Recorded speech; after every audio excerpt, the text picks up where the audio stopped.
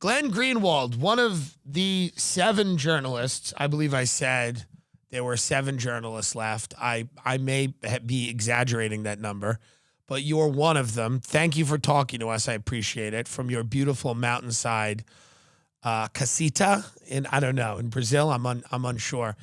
I wanted to. That's so multilingual. Yeah. Well, I try. I wanted to talk to you. First, kind of a broad general question. Are you surprised at how controversial you've become over the last 12 months? Is it shocking to you how many people are angry at you and how often they're angry? Not exactly. I mean, I do tend to have a very slightly polarizing personality, and it's kind of been that way for a long time. So making people angry isn't totally new to me. I've been doing that more or less since I started writing about politics, and even before when I was practicing law in Manhattan, and even before that when I was just an obnoxious kid.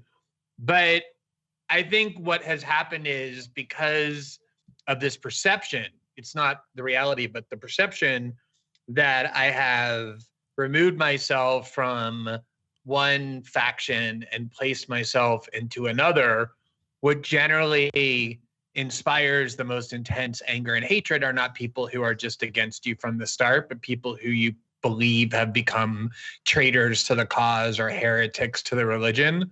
And there's a lot of people who are looking at me that way and are really angry. It's kind of like a sense of betrayal. And I think that's part of what is being generated there. But I also think it's, I mean, I don't want to act like I'm some innocent victim. I mean, I also, especially since I left The Intercept and found this kind of, complete freedom and independence, have been waging my own little war on the dominant sector of the media. And it's only natural to expect that they're going to wage war back on me. So I feel like it's kind of a two-sided battle, and it's not just me standing there all alone and innocent being, attacked. What, in your estimation, has changed? The media held a lot of water for George W. Bush. Well, can you kill them? I'm kidding. I mean, animals are so, I know he loves dogs, but it's just, it's amazing. These people with the dogs all the time, dogs you and have cats. You have to take it on the right way, Tim. They're as excited as I am about your show. I was actually supposed to be on Rogan tomorrow, and I had to cancel that. Who's that? They're a little upset about that as well. Who is that? Does he have a podcast? Go ahead. Anyway, Rogan. Oh yeah, the guy for Fear Factor. Anyway. What has happened in your estimation with mainstream media? Because they did hold a lot of water for George W. Bush. They seem to always covet their position, coddling people in power. This is my view of it as a comedian. And I look at them and I say they like to be close to power. They depend on scoops, and they depend on access for stories. And I've watched, it's amazing. In my own short, little meaningless life, I have watched Ann Coulter go from let's invade their countries, kill their leaders, and convert them to Christianity to we shouldn't be doing anything. We have to be America first and take care of our own. And I've watched Rachel Maddow go from we should not be, using the military as a tool of foreign intervention to we need to be using the military. It's everybody's flip-flop. Values seem to mean nothing. And the only thing that seems to matter is this raw lust for viewers or for power. What has changed in this last, 5 years?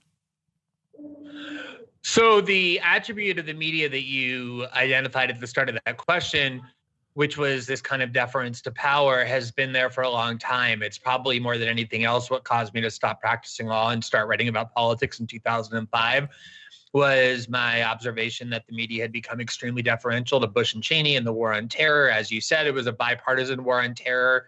There was very little dissent tolerated, no questioning, and there were all these kind of vital issues, especially attacks on civil liberties, being waged in the name of fighting terrorism that I thought were very disturbing and grave that very few people were covering. And I started writing about politics in order to do that, and noticed, of course, that the media was deferential to the CIA, the security state. That goes back to the Cold War as well.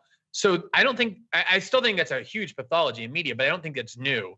think what's new is what happened during the Trump years, which is in a lot of ways, Donald Trump just broke the brains of huge sectors of American society. Think about it. If you actually believe and you tell yourself every day, and the people that you work with and listen to and who are around you are also affirming this list of really disturbing conspiracies, like the Kremlin has taken over the United States and is controlling the levers of power using sexual and financial blackmail over the White House, that Donald Trump is like this Hitlerian figure who's ushering in fascism and is an existential threat to America. If you actually start believing all those things and saying them every day, you're going to go fucking crazy.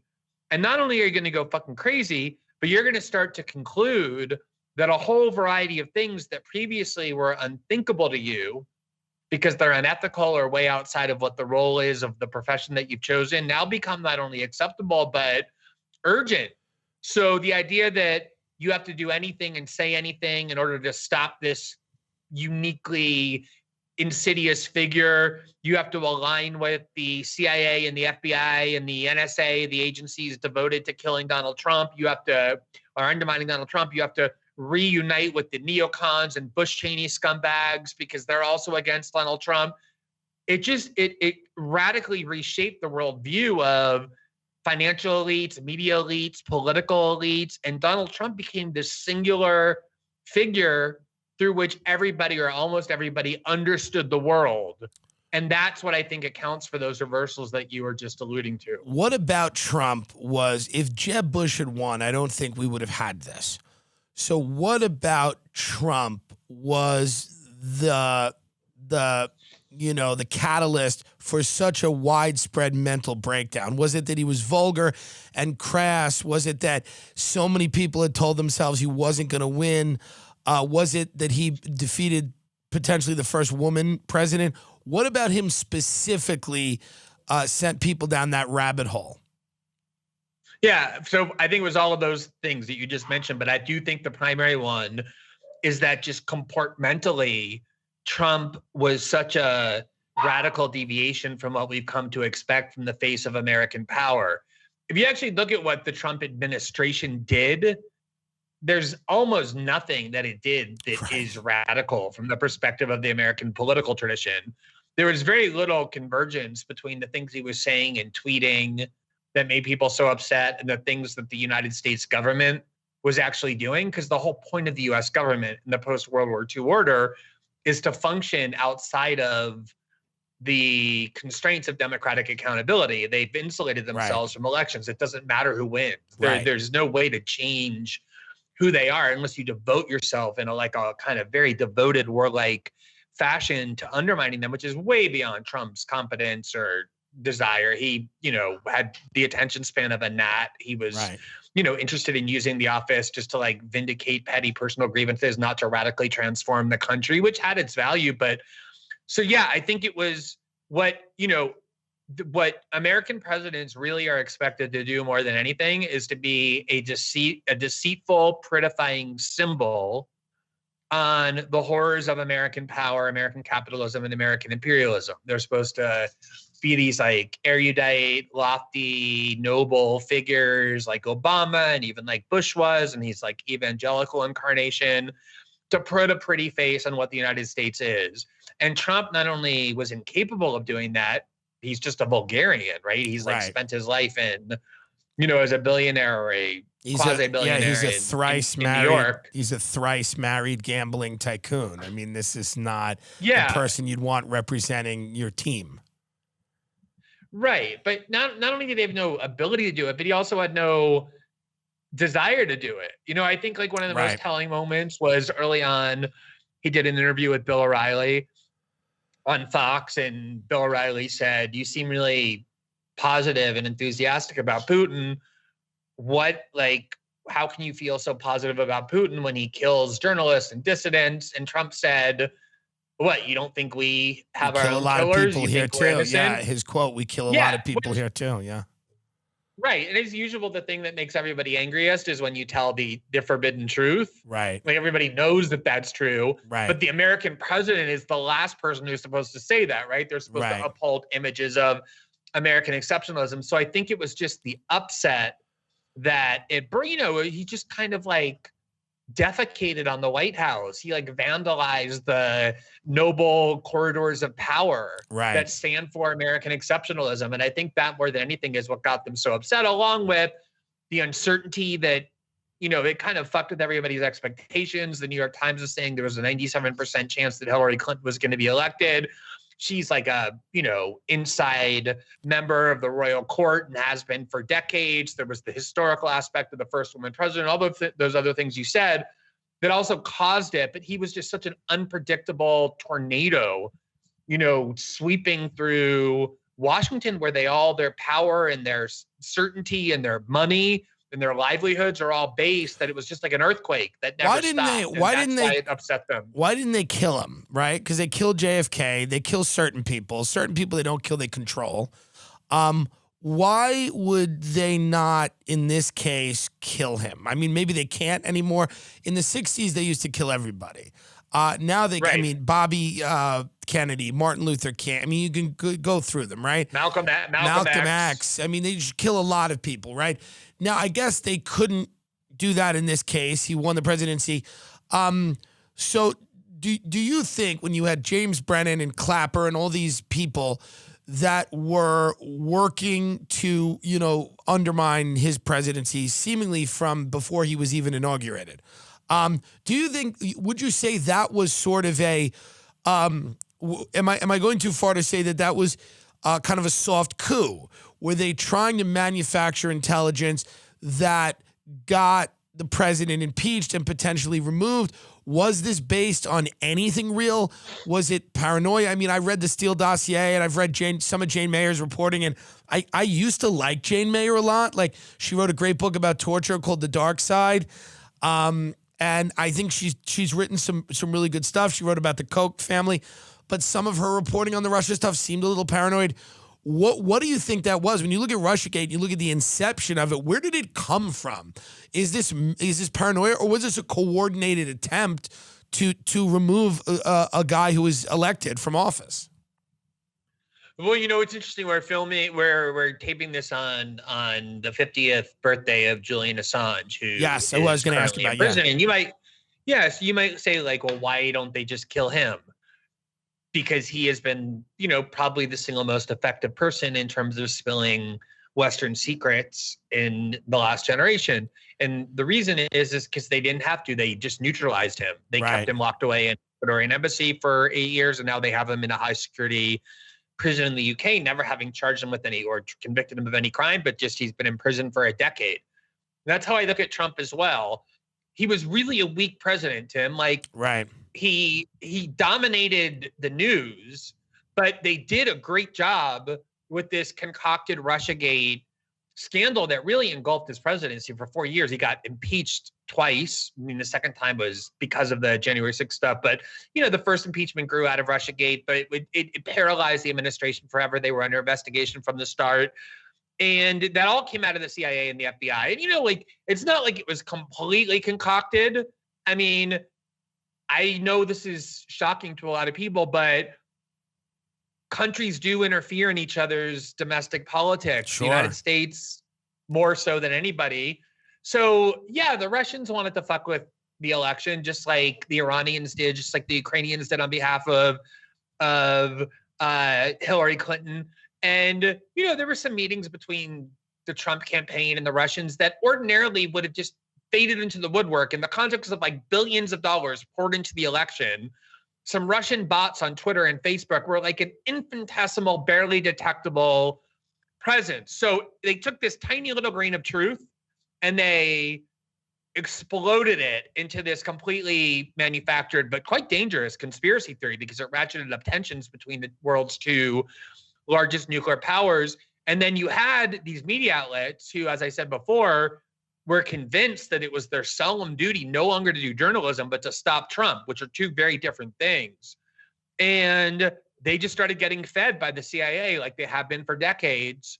This just carousel of leaks designed to harm Trump, and they just were publishing it without any critical analysis at all.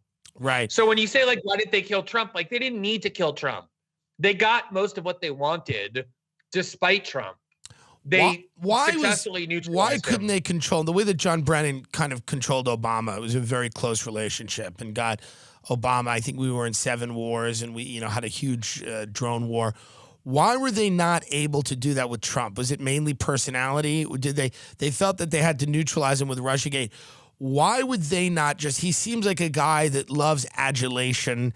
He seems like a guy, was there no other way that they could have, exacted influence on him besides, dragging the country through this 2-year, somewhat ridiculous thing? So part of it, I do think, is personality. If you look at how Obama has navigated through life, he's always been an institutionalist. He always appeased institutional power.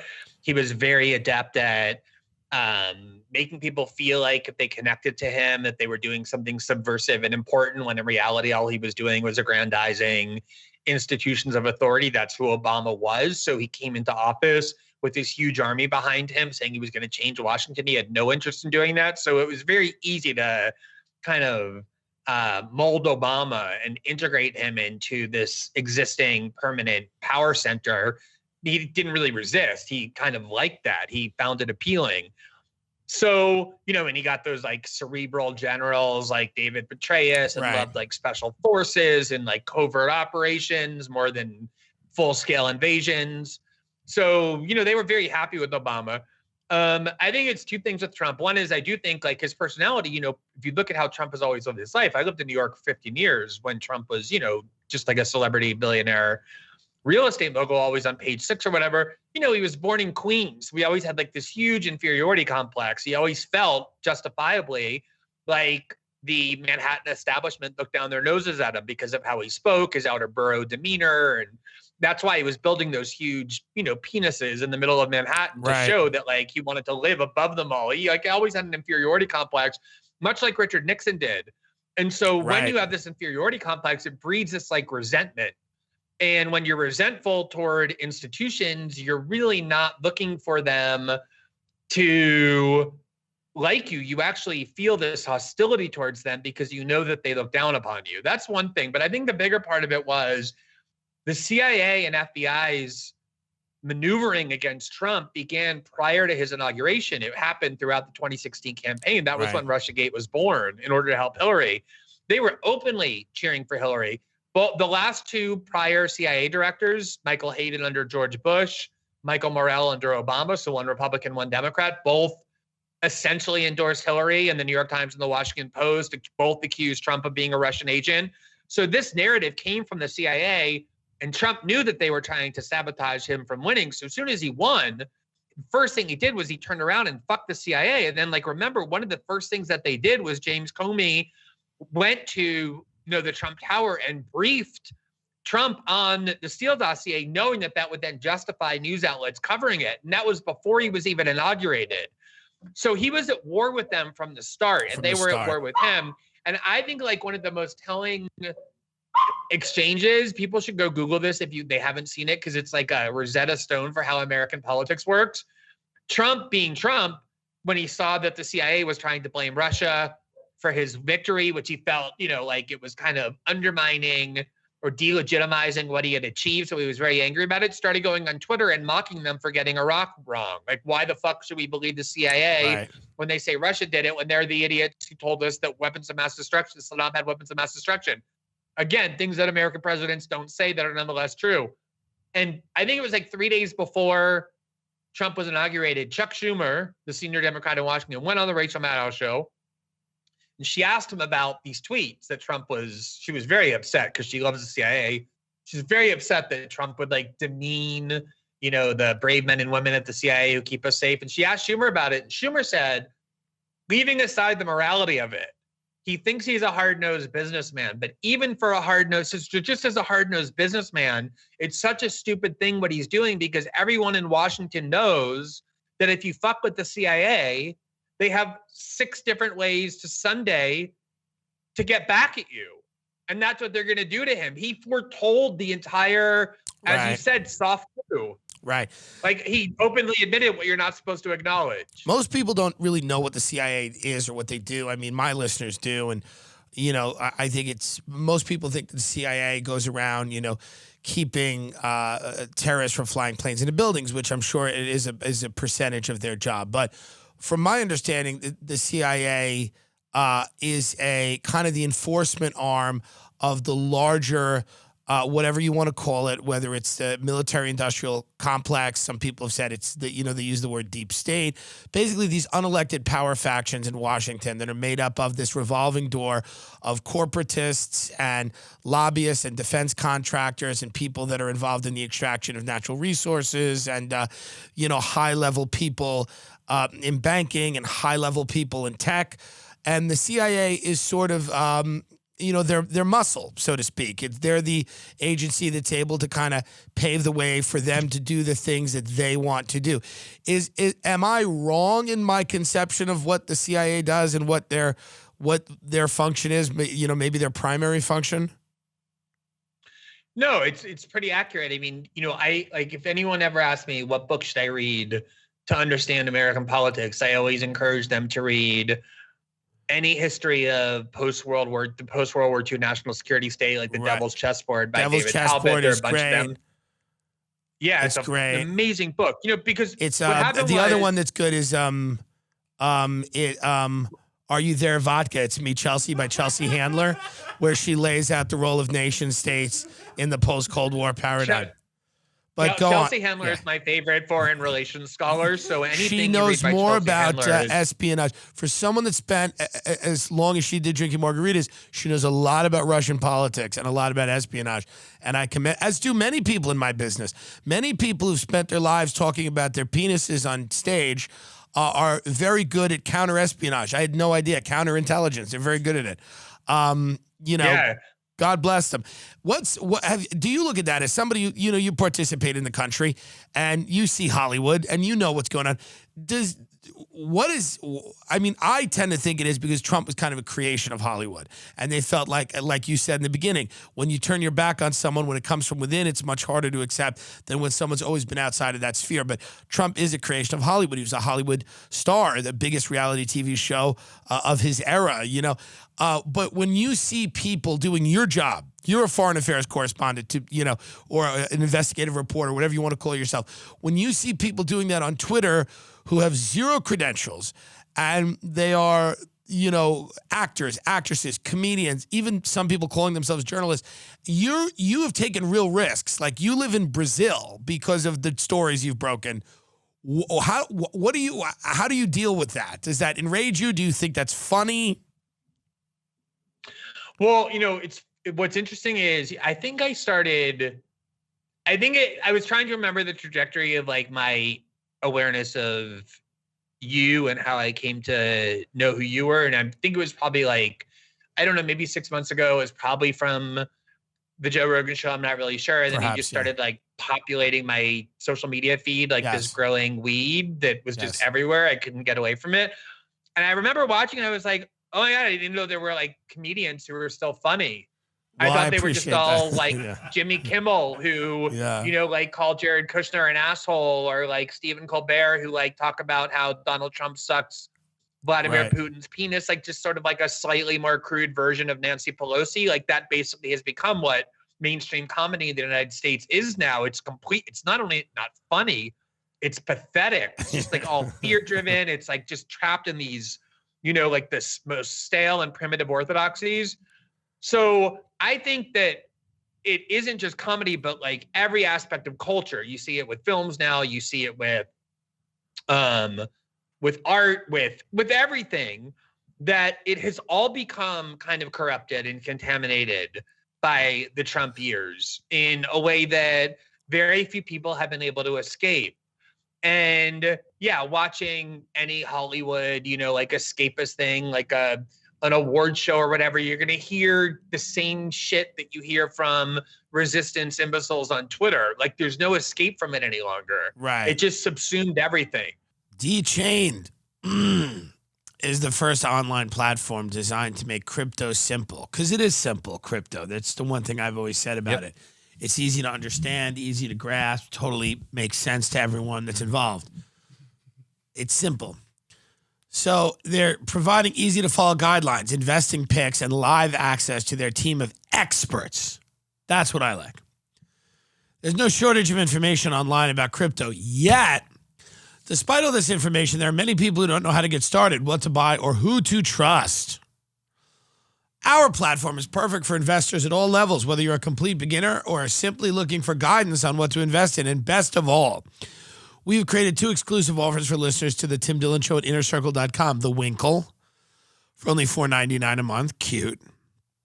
Get our crypto investing picks, weekly newsletter, and crypto playbook crash course to master the basics. The Elon, $14.99 a month, will teach you how to maximize your returns. You'll get their DeFi Made Simple crash course, market snapshots, live weekly Q&A with D-Chain's founder, Ed McCormick. Wow, that's worth, I mean, to make sure you have the information and guidance you'll need for the next bull run.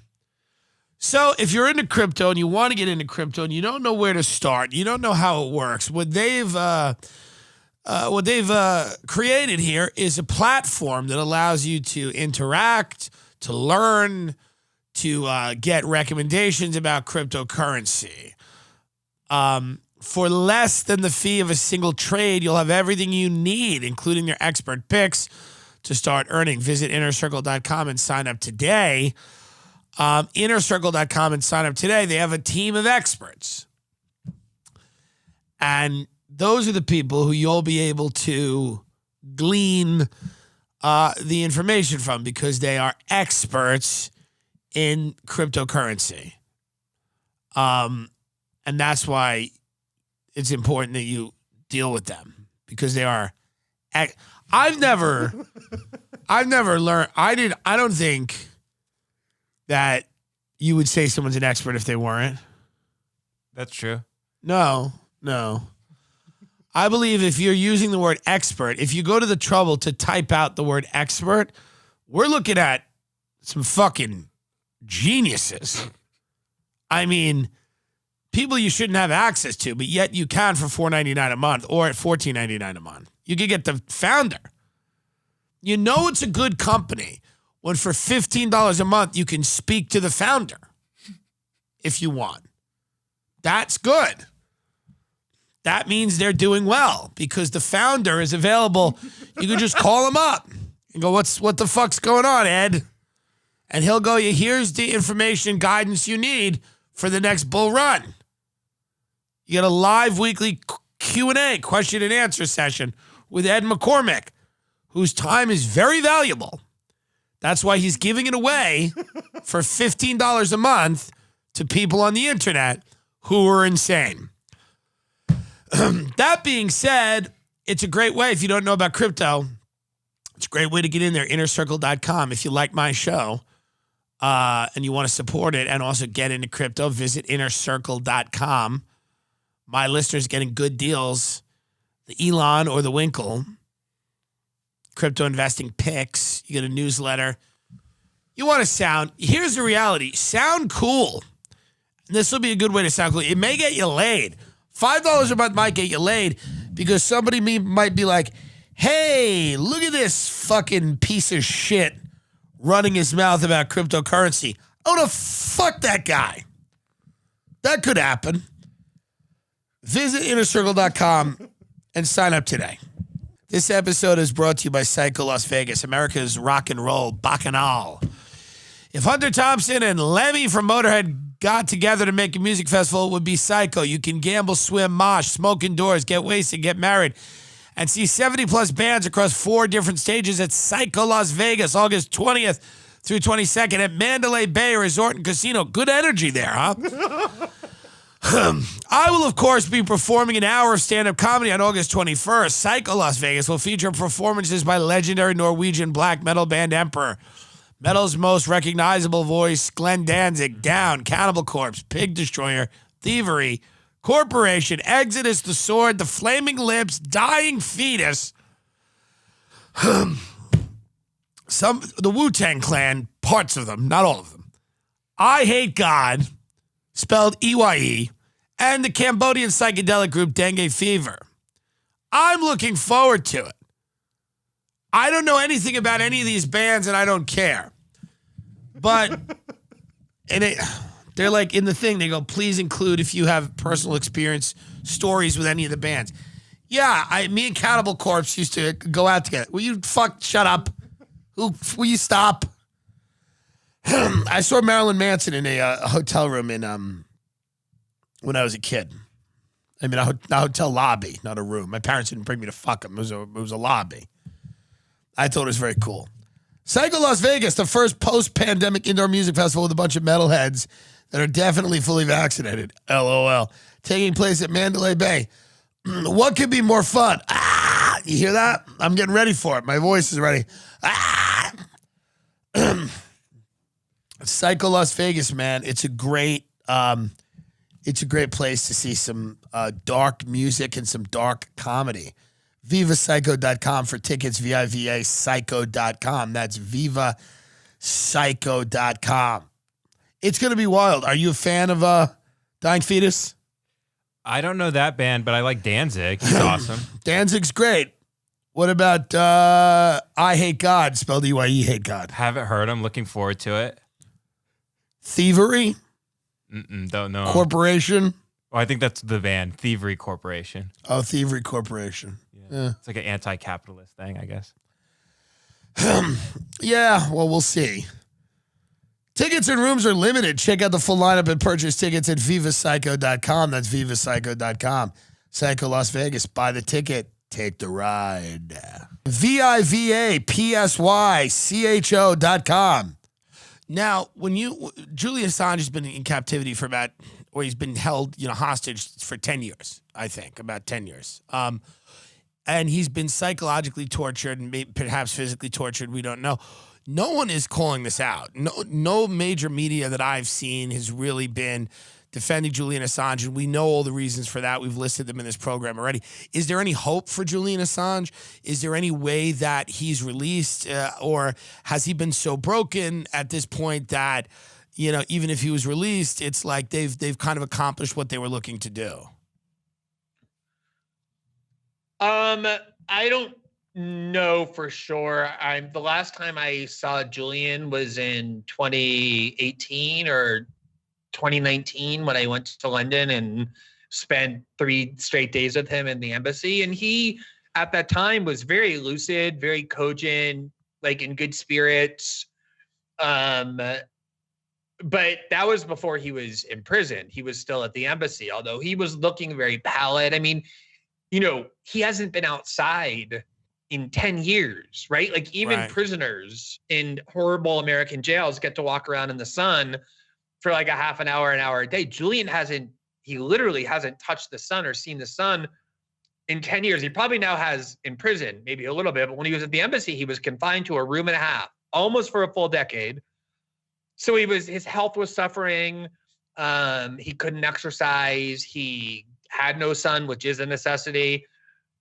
The thing that angers me the most about the whole situation is, as much as the media hates me, when I was doing the Snowden reporting, like in 2013 and 2014, and the Obama administration was getting very threatening, I couldn't leave Brazil for like a year. Most of the media was on my side and like defended me. Why? Because I had one foot in their world, right? Like I was at The Guardian, one of the oldest newspapers in the West. And then in 2019 and 2020, when I did this investigative reporting in Brazil that culminated in the indictment by the Brazilian government of me, the attempt to criminally prosecute me, as Bolsonaro, the president of Brazil, had threatened to do for months, most of the American media, almost all of the American media, in fact, manifested in my defense. Like the New York Times published editorials, denouncing it. With Julian, it's completely different because he's never really had even one foot in that media clique. And they spent 5 years flamboyantly marching around, like prancing around as defenders of press freedom because Trump would like say some juvenile insult about Jim Acosta or post some like mean thing about Chuck Todd or Wolf Blitzer, and they would act like the First Amendment was imperiled. And here you have an actual grave threat to press freedom. The indictment that has been unsealed that the Biden administration is now pursuing, if it succeeds, it will criminalize investigative journalism, the relationship that, in fact, when the Bolsonaro government tried to criminally prosecute me in 2020, they used that as their model. The theory that the U.S. government is using against Assange is the one that the far-right government in Brazil tried to use against me, saying that my relationship with my source had crossed the line from passive receipt of information into an active role in the conspiracy to steal the information that I was reporting, which is exactly what they're using against Assange. So just out of self-interest, you would think American journalists who pretended for 5 years to be so devoted to defending press freedom, when it came to mean tweets about like blown dry CNN douchebags, would be protesting and demanding Biden drop the prosecution. But they're not. They either don't know about it, they don't care about it, or they're cheering it because they're infantile. And what it really is about, Tim, is just, it's pure professional jealousy. Julian Assange has broken more big stories in the last decade than all of those corporate media drones combined. Right. So he is what they pretend to be. And his existence kind of holds up a mirror showing what they really are. Like, why isn't the CIA and the FBI and the NSA devoted to imprisoning like Wolf Blitzer and Jim Acosta or like New York Times reporters? It's because they're not fucking threats to anybody. Right. They're servants.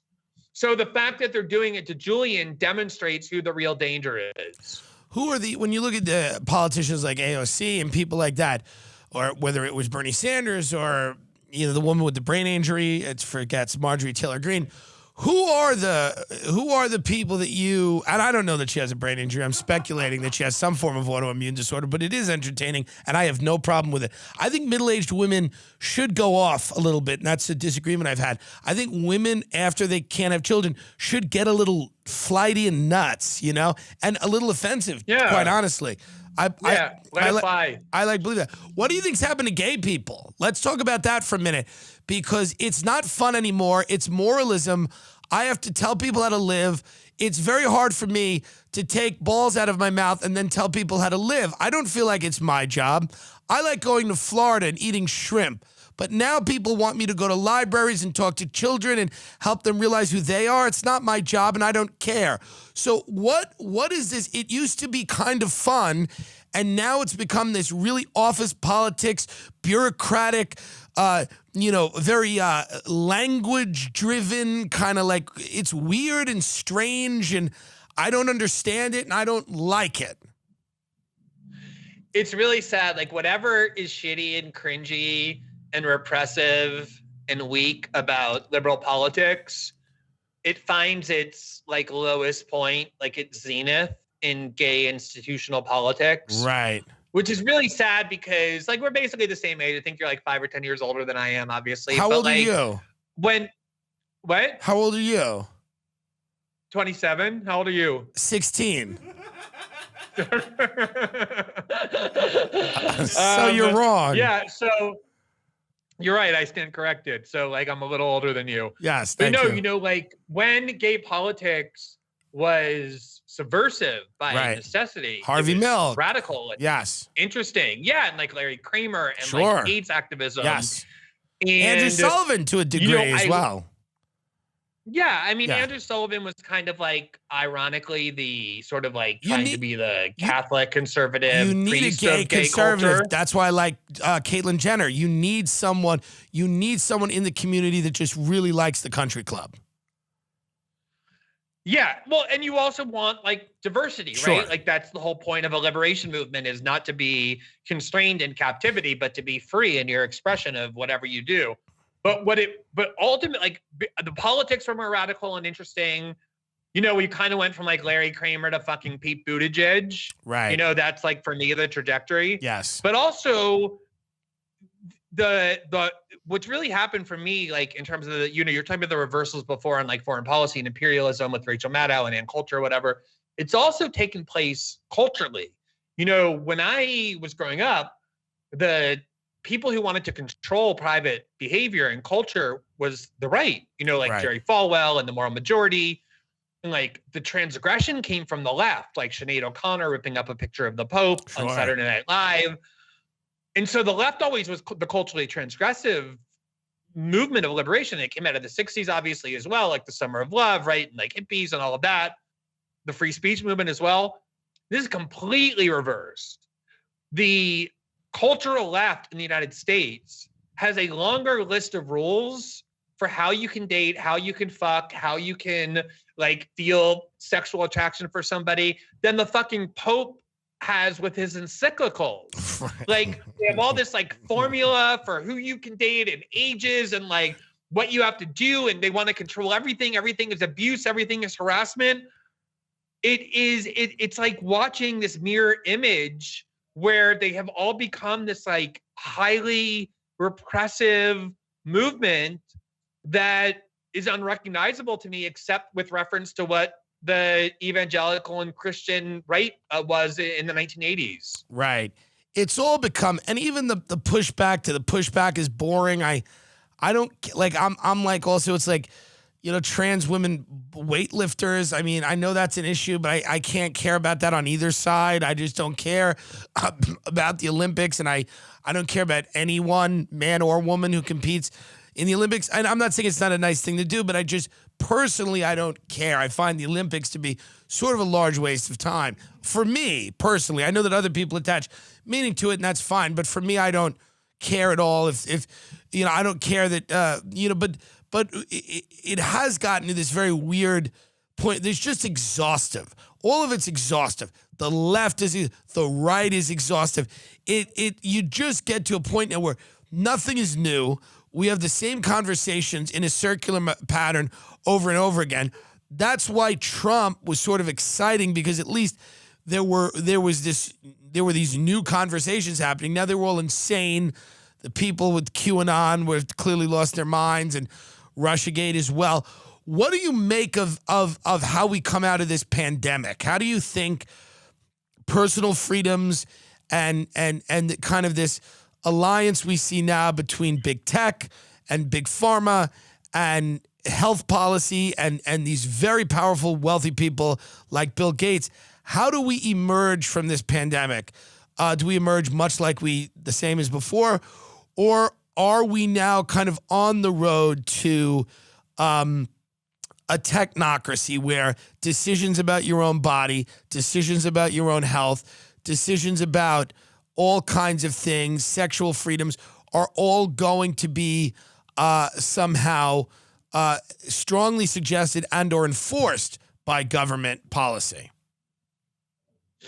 I mean, I think the COVID pandemic is clearly the most transformative event of our lives. You know, the only thing that probably competes with it is the 9/11 attack, but I would say it's probably going to be much more enduring and consequential because it operates on so many other levels. You know, I remember going back to like March or April of 2020 when the lockdowns first began, and we were all socially isolated and told we couldn't leave our homes, and all those celebrities were saying stay at home. And the idea at the time was, people have forgotten this, you just have to do that for a few weeks. The idea is you have to flatten the curve, right? Like you have to prevent the healthcare system from being overburdened and collapsing. So you want to make sure the COVID cases kind of stream out in a way that's manageable. So you just stay home for a few weeks, maybe a couple months, and then that will enable the healthcare system to gain its footing. But then of course, like the lockdowns quickly turned into something much more protracted than that.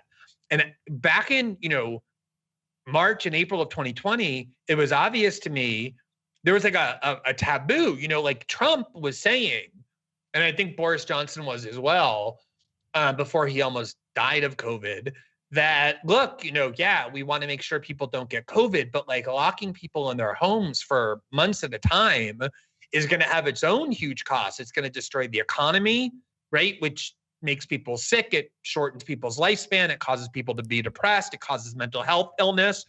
There was already huge increases in mental health pathology in the West. Every indicia of like suicide, depression, anxiety disorders, addiction, alcoholism, everyone was already skyrocketing before the pandemic happened. So then you take everybody and you kind of exacerbate all of the deprivations that modern society is imposing on people. The lack of connectivity, the lack of purpose. We don't have like churches anymore, or synagogues, or labor unions, or like we all live in these tiny little isolated hovels, right? Where we're with really unfulfilling jobs. That's what's causing these mental health pathologies. People can't get married until they're like 40, if they get married at all.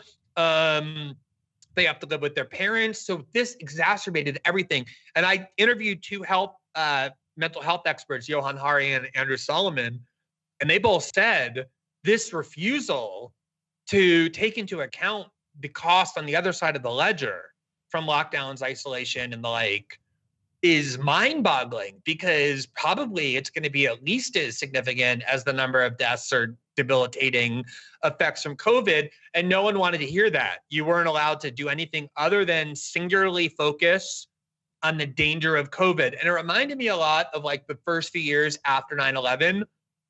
You know, the reason why mostly I began writing was because there was this obsession on safetyism. Like, oh my God, we're so scared of terrorists.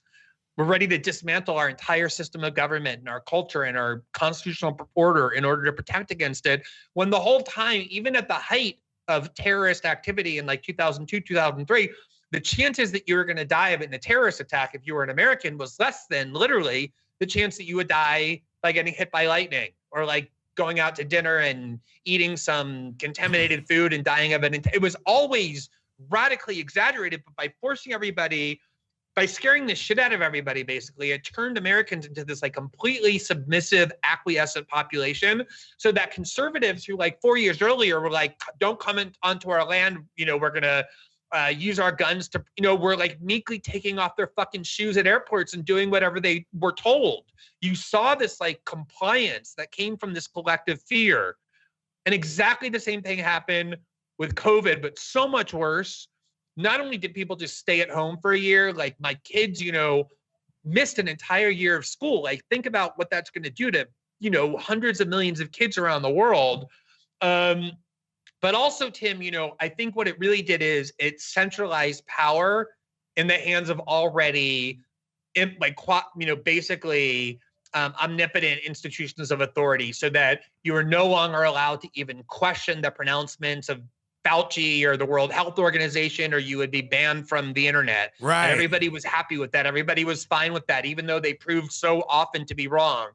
And then you had these corporate giants like Amazon and Google and, you know, Walmart that consolidated their power so much more as small businesses just died everywhere. And so now the whole country is like a country of serfs and renters who work for like a handful of tiny corporations with no competition. Everybody's enslaved to these like monopolistic authorities and has been trained to obey authority more than ever because they've been convinced that it's the only way they can survive. So politically, culturally, psychologically, and in every other way, I think the enduring effects of this are going to be much deeper and much longer than people realize right now. 0 grams of sugar, 13 to 14 grams of protein, only 4 net grams of carbs, 140 calories a serving. It's keto friendly, gluten free, grain free, soy free, low carb, GMO free. You can build your own box or get a variety. Cocoa, fruity, frosted, peanut butter, cocoa, fruity, frosted, peanut butter, cocoa, fruity, frosted, peanut butter. Stop being fat. Blueberry and cinnamon are also new. Get a fucking promo code magicspoon.com/TimDillon. What are you gonna do? Cereal is good for everybody. You can be healthy and eat like shit. You can be healthy and eat like shit. You know what I'm talking about. It's Magic Spoon, folks. Magicspoon.com. You know what it is. It's a sugar cereal without any sugar. You know what it is. High quality sweeteners like monk fruit. You know what it is. I love cereal, but the best thing about cereal is that it tastes good. And the worst thing about it is that it makes you a fat piece of shit. But what if, I have a cold, what if cereal that you ate, that you liked, was actually healthy for you? How great is that? That's what this is. It's cereal, but it's healthy for you. Even if you put it in your ass. if you eat it through your ass, it still has 0 grams of sugar. Truly, like if you let it dissolve in your ass and get the nutrients that way, it will still have 4 net grams of carbs. MagicSpoon.com/TimDillon, MagicSpoon.com/TimDillon. Remember to get your next delicious bowl of guilt-free cereal at MagicSpoon.com/TimDillon and use the code TimDillon to save $5 off. Thank you, Magic Spoon, for sponsoring this episode. I met the guy from Sheath Underwear, Robert Patron, and we love Sheath Underwear, of course. It can be used as bathing suit, as underwear. It's got a pouch to support your junk.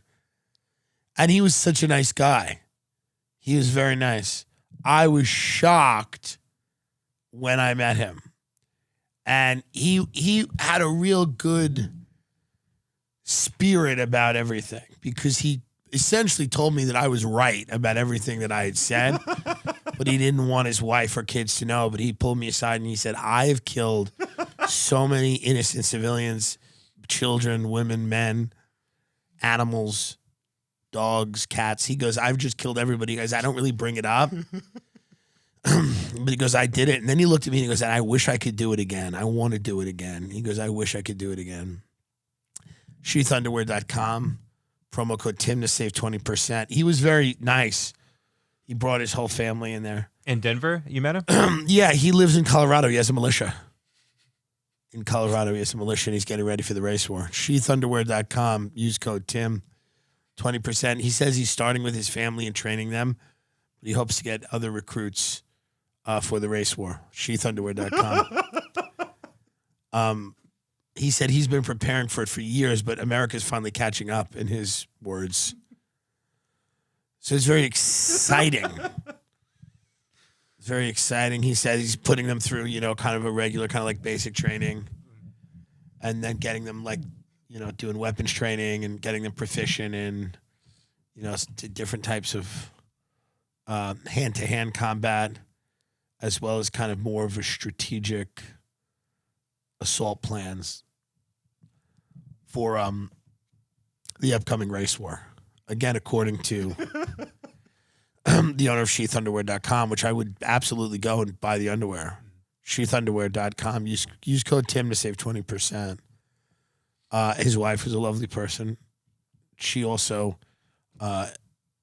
is planning for the race war. She's cooking and getting little lunches ready for everyone so that they can take them. She's also a violent psychopath with a gun. I don't want to make women feel like they're not, but she is. She did. We talked about that she was cooking and kind of just putting together packages for the boys to have while they're on the road. Cleansing is what she said. It's her words, not mine. Sheathunderwear.com. No, seriously, they do love comedy, these people. I met them. They love comedy. It's great underwear. If you like the show, you want to support us, support them, support people that like comedy and defend comedy. Sheathunderwear.com. Use promo code TIM to save 20%. Do you ever look back at events like 9/11 where we took 15 pages or 17 pages out of the 9/11 Commission report to protect Saudi Arabia and things like that? And we, people on the 9/11 Commission have said that it was set up to fail, and Bush and Cheney would only testify in a closed session together, sitting next to each other. Do you think there's anything more that we should know about that day? And I'm not suggesting that it was like this, a massive conspiracy, but is there something, do you think later on down the line, we will find out things about that day that surprise us or enlighten us to a degree? I mean, I think you kind of have to pick and choose your battles as Right. like a public person, right? Yeah. Like there's certain things that you fight for, and then other things you say, I'm going to leave that alone, right? 'Cause Right. we all have like finite energy and whatever. Right. But here's what I will say is that, why is it? Someone tell me why it is. I've been asking this question for years and no one has an answer. That 60 years after the assassination of John Kennedy, 60 years, most of the files in the CIA about that event are still classified. Like even though everyone involved is dead, Right. what conceivable rationale is there for continuing to conceal that? And you go back throughout, all those assassinations that you mentioned about the 60s, even into the 50s, there are things. The reason is because this permanent national security state that you had asked me about earlier that got constructed in the wake of the U.S. victory in World War II, and that was designed to, at least nominally, combat communism in the Soviet Union, which also became strengthened after its victory in World War II, that it has done so many things that would shock people if they learned about it, that it would shatter the foundations of people's confidence and trust in current institutions today, even though all those people are long dead. So I don't put anything past the US government in all of these big events. There are, why don't we know whether the FBI had informants in the three groups they claim are behind the January 6th riot, the 3 percenters, the Oath Keepers, and the Proud Boys? It's inconceivable that they didn't.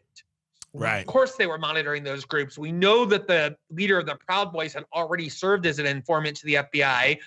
These questions, nobody wants the answers to these questions, because once you start digging too deep into those questions, it becomes impossible to function almost. You have to. And me and Joe talked about it. Yeah, me and Rogan talked about it, where we said, you look at even these, Antifa riots, you saw cop cars that were just left there. You saw pallets of bricks on the side of the road. Like, it did seem like, with the Capitol riot, you saw a cop opening the gate to let people in. It does seem like, at the very least, there are forces that want these things to happen, that want chaos, that want these things to descend quickly into chaos, and that the result of that will be people that are more compliant.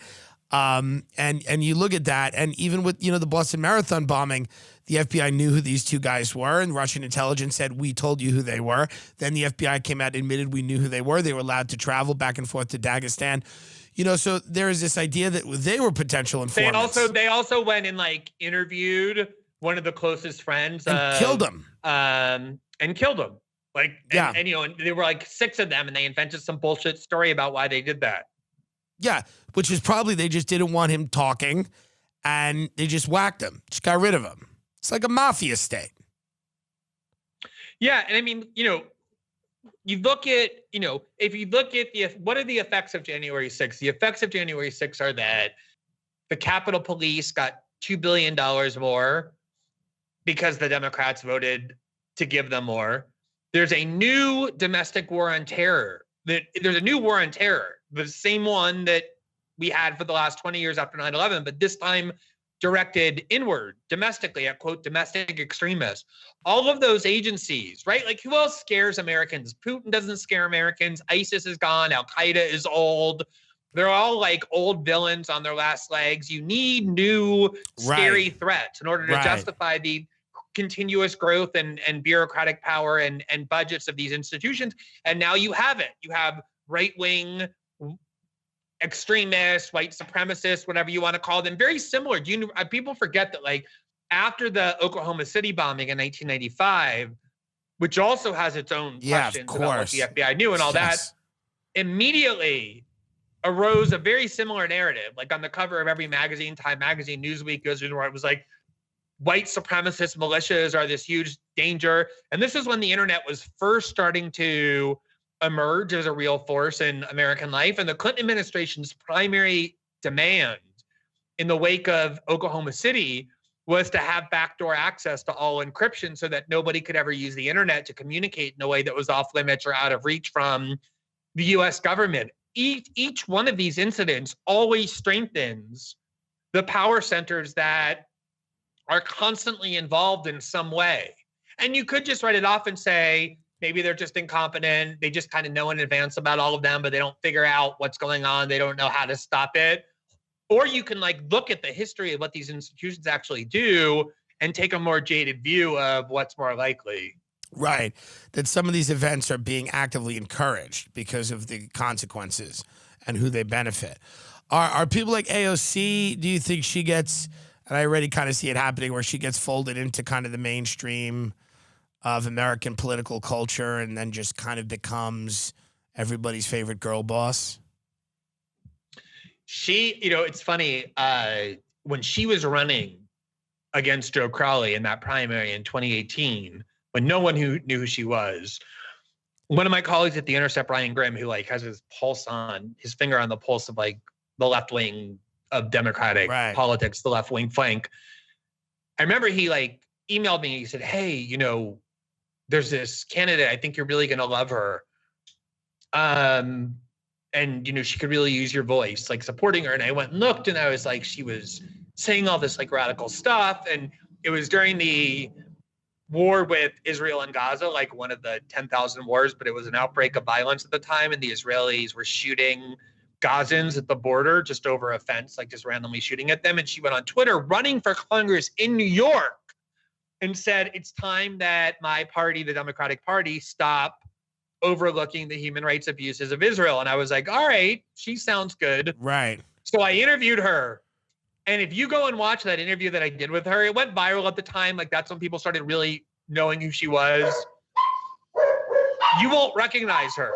Like it's a completely unrecognizable person. The person that I interviewed and then championed from the person that she's become. And it reminds me, I was friends with all those MSNBC hosts. I used to be very good friends with Rachel Maddow, like when she was on Air America, and then even when she first got her MSNBC show. Same with Chris Hayes. And in 2011, Chris Hayes wrote a book before he got his MSNBC show called Twilight of the Elites. And the main thesis of the book is that elite America has failed. It has no more valid claim to authority.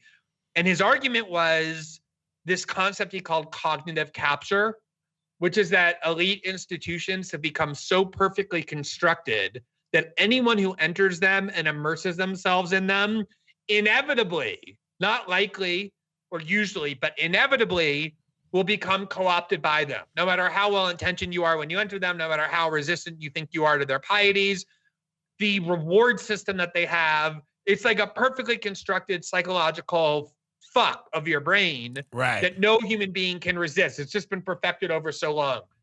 And I remember I asked Chris in that interview that I did with him, well, you're about to go have an MSNBC show. What are you doing to prepare yourself to inoculate yourself against this? And he's like, I don't know. I haven't really thought about it. And you can see the effects of the fact that he was telling the truth.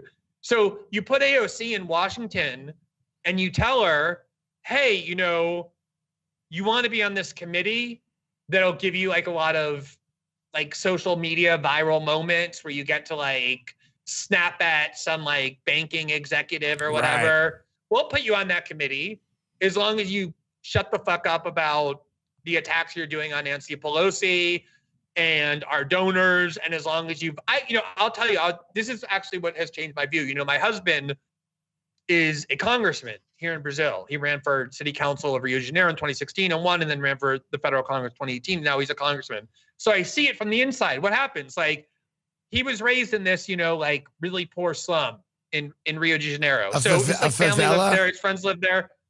Like a favela? What's that? Yeah, favela. Exactly. Yeah. Exactly. Very good. Much better there's people that aren't worldly, but I am, and every now and then I want to let people know. Do you ever, by the way, I'm going to let you continue, but have you ever encountered the Brazilian wandering spider there, Phoenitrius ferra? Yes, we lived in this like kind of, like forest area of Rio on the top of a mountain. And frequently those things are fucking terrifying and would enter our house. And I would have to call somebody who was not my husband or myself to go kill them. Interesting. All right, continue with the Congress. So anyway, he grew up in a favela. He actually, he entered politics because he actually cares. It's cute. Right. He takes it seriously. He doesn't think of it as a career. He really wants to help people's lives improve or whatever. So he'll have like a bill that will allocate I don't know, say $1 million to build some community center in the favela. So these kids who are 8 and 10 have things to do and don't get recruited into drug gangs, actual things that will help people. Right.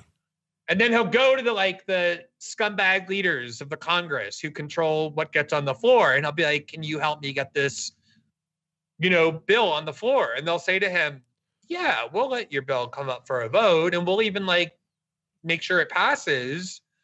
But we need you to make sure that you and your faction vote for this corrupt giveaway to our funders and lobbyists. Like, we'll do a deal. You vote for this. And then you're suddenly in the position of like, do I stand on principle? Right. You know, and just say, go fuck yourself, and then get nothing for the people who sent me there to help improve their lives, and I get to feel good about myself but do nothing? Or do I make that compromise? And then, like, the more you make that compromise, the more you get sucked into that system. And before you know it, you no longer can distinguish between what's really the compromise and what's not. What's the way around it? It just seems like human nature is kind of inherently flawed, and that no matter what system you set up, you're going to have something like this. You know, I mean, you could get public money out of politics. I mean, good luck. That seems like a good idea. But I mean, then you'll just have, you know, the Epstein and the Ghislaine. You'll have like, there'll always be kind of ways, there'll always be things people want that they can't have that are provided to them. There's some illicit, and they'll always be controlled. You know, when you look at the Epstein situation, how many elected officials are blackmailed, bribed, owned, controlled, you know, with sex, with drugs, with things that they did, cheating on taxes, businesses they had years ago. Like, how big of a scope do you think that is?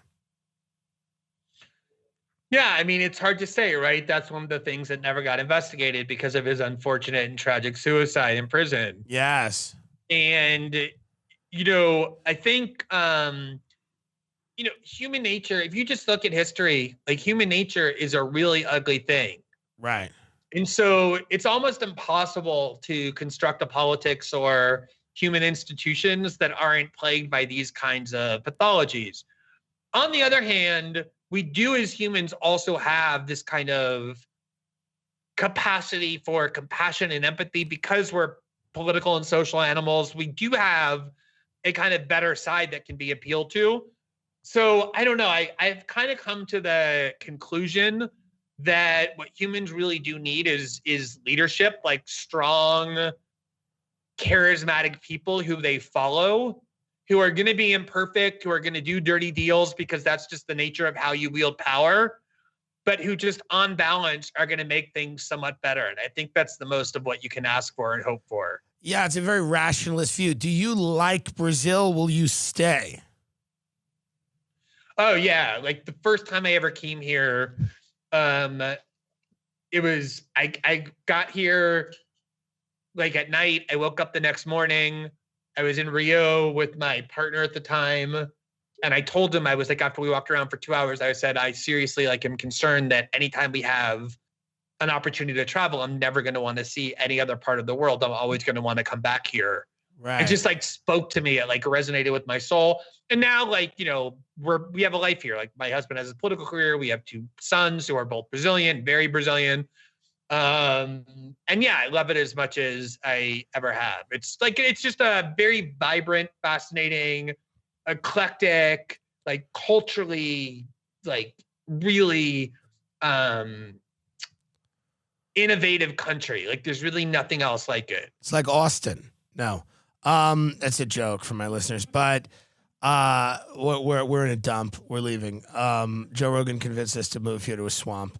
Have you ever gone to the Amazon? Is that podcaster? He's in Fear Factor guy. He told us to all move here, and then we came here, and it's like there's like 2 restaurants, and they suck. Everyone's there's just tech people. Tech people, they don't even. It's like tech people. They don't care about culture. They just eat like macadamia nuts and sit in their estates trying to figure out how to choke the remaining freedoms we have out of us. And they don't care. And they did it to the Bay Area where it's like, it's just kind of a boring, who cares? And the cities all go to shit because the resources are sucked out and, given to condo developers so they can build, high rises with floating bathtubs. And then you have all these problems. What do you make of, like, have you been to the Amazon? The Amazon has always fascinated me. I've always wanted to go there. I mean, I haven't spent, lots of time there in a way that, like, I can say anything meaningful about it besides what you read about it. I mean, I've been there twice for a couple of events. But yeah, like, it's just it's like, what it makes you realize is that, there are people who live in the Amazon who are tribes that have no contact with the outside world. Yes. They're just very pristine and and Yes. detach from the matrix I like saw- completely. I They're saw- living the I way s- they did. Like, I saw one of them on TikTok. Where is now? Are these people just completely, and they'll be killed, right, with diseases because they have no immunity? well, I mean, COVID started entering because one of the things the Bolsonaro government is doing, one of the ways Bolsonaro won was he got funded by the like lumber industry and Right. like agri businesses that want to cut down the entire Amazon and sell it all off for profit. So they're constantly invading the Amazon. They don't give a shit about the indigenous people who live there. And they like one of the things they did was bring COVID to a lot of those indigenous tribes that, as you say, they have no healthcare system, and they Right. really don't have much of an immunity because they've been inbred for so long not to need it because they're not exposed to tons of bacteria and viruses like the way we are. So they had a much higher death rate, a lot of these tribes did, from COVID than non-indigenous people. Yeah, and that's unfortunate. Are you planning on making any trips to the United States? Are you working on a new book? What's the next phase? What's the next thing for you? Are you gonna start a podcast to build a social media empire? Are you gonna be an influencer? Where do you think the next journey takes you? Well, I'm doing some modeling, Good. obviously. That's always been a big part of what I've done, and Me I too. love it. It fulfills. Yeah, no, I've seen you at shoots. Yes. No, well, I was supposed to be in Austin literally today. We would have taken you for and it was dinner going to and be the first. proven how bad it was. I know. Yeah. Yeah, that would have been great. But I just had to cancel for logistical reasons that are too boring and annoying to go into. But I'm gonna be there a little bit. Yeah, I'm gonna start traveling again. I don't miss traveling. My Substack has Huge. excited me. It's been a big success, and I'm also gonna. I'm really interested in the only things I'm interested in are things that exist outside the binary, like outside the matrix, outside of that like dreary left-right fighting. Yeah. Those are the only things I listen to. Those are the only things I'm interested in. They're the only places I'm going. The reason why I go on Tucker Carlson's show is because I feel like that is an example of like something that's politically and ideologically heterodox. It's why I think Joe's show has been successful. Yeah. And like Crystal and Sagar, that whole world, that's where I'm interested. So I'm about to actually go to a new platform. I'm going to stay on Substack, but I'm going to do a kind of new video platform that's not YouTube that I'm going to announce soon, where I'm going to do a bunch of like video programming and bring some people with me. We're going to do a bunch of interesting stuff. So it's so funny because when I left The Intercept, I did it very precipitously. It was the thing I created. I was there for 7 years, and it provided me a ton of security. And I like quit in 24 hours with no planning. And it was just the best fucking thing that ever happened. Like just the emancipation, not just like no longer needing to be captive to an institution, but just psychologically, like there's never a moment anymore when I think maybe I can't say this, maybe I can't talk about this because of the need to appease that world, because I've just not only cut myself off from that world, but then burned it down to the ground as I left. So yeah, I mean, I'm just very excited by, the opportunity there's like a growing ecosystem of people who want to do interesting things. Yes. And I just want to keep being part of that. Well, you're welcome here anytime. Joe loves you, and we'll that's an open invitation. Like people like you are very important. They're rare. And for me as a comedian, funny is always found in the gray areas, in the non-binary, whatever you were saying, the non-heterodox, not in the non-binary. That's actually, they don't love funny over there. But I mean, in the political non-binary, in the spaces between things, because I think that's where you get the greater truths, right? I think the goal of any comedian or journalist is to like hit a harder truth than the one that's right there for the taking. I think the one that's right there for the taking is shallow, and if you're good at what you do, you're trying to reach for that deeper thing. But where can people follow you if they want to support your Substack? Yeah, so it's just... and we've been trying to get Katie Herzog unsuccessfully deplatformed from Substack because she called me a fat goon. And I've written letters, and we want her off every social media. Katie Herzog, who's America's final lesbian, the last lesbian that we have. But that's hate speech. Fat goon is hate speech. All right, continue. I'm gonna get her. I'm gonna get her kicked off for you. Thank you. We appreciate it. She actually got me trending on Twitter for 48 hours as a transphobe because she wrote an article about how lesbians are disappearing because they're all becoming trans men. Yes. And I cited that in connection with my discussion of this new Gallup poll showing that like everyone in the universe now identifies as like queer and non-binary. Yes, None of them are gay. None of them are gay. None of them are having sex with anyone. It's primarily online.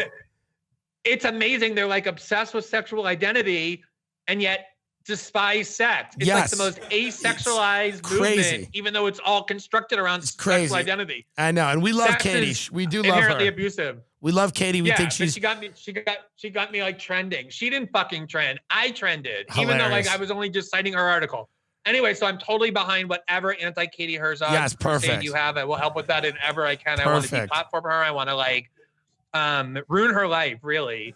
So people can find me at greenwald.substack.com, obviously on Twitter.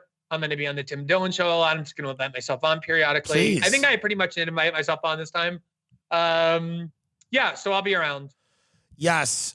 Say hello to my friend. Ida is such a huge Glenn Greenwald fan. She's so upset that you're gay. She would move to Brazil and live with you. So just shout out Ida. Say Ida Tavakoli. She's Persian. She's always talking about the Iranian Revolution. So if you could shout her out, that would be very, very cool for her. Just say hello, Ida. Ida. There you go. See, there it is. There it is. And what are these dogs? Just before I let you go, I mean, why don't you put the collars on them that stuns them and shocks them and shakes them or drug them? I would sooner put a shock collar on you, Joe, than I would on Tim than I would on them. And I've paid good money to have a shock collar put on me. Glenn Greenwald. I know. I say that because I heard you liked it. So that's the only reason why I would do it. Glenn Greenwald at Substack. Go find him. Very good. We appreciate you coming on. Thank you very much for doing this. Good talking to you, Tim. Thank you.